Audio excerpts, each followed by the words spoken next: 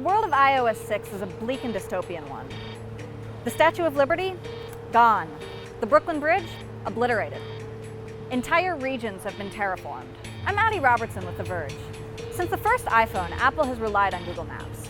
With the latest iOS update, however, Apple has entirely replaced Google Maps with its own in-house mapping system. It's probably the biggest change in this update, and although we're told Apple has been working on this tool for 5 years, it's still nowhere near the level of quality of the app it replaces. In iOS 6, we have built an entire new mapping solution from the ground up, and it is beautiful.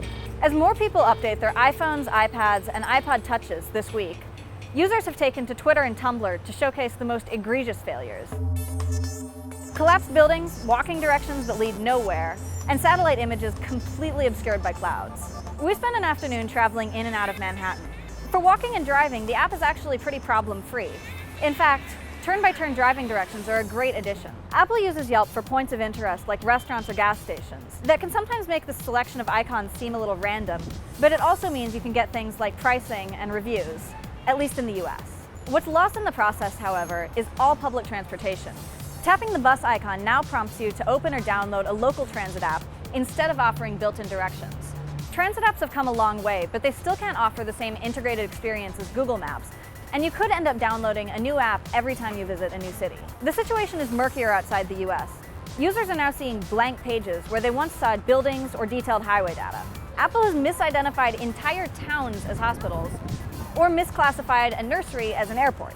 To some extent, you can expect these kind of glitches with any new product, but Apple's facing tough competition from the ubiquitous Google Maps. The new maps are also arguably the most front-facing feature in iOS 6, which means Apple's not going to have much else to lean on as it tries to market the new iPhone.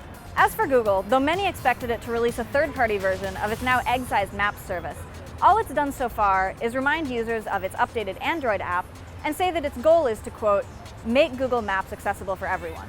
There is a web version, but it's no replacement for a native solution. Ultimately, Apple created this problem for itself. With iOS 6, the company wanted to wean itself off Google as much as possible. That's been accomplished. Google Maps and YouTube, both beloved by users, are now gone from iOS 6. The real question is whether these victories for Apple are victories for its customers.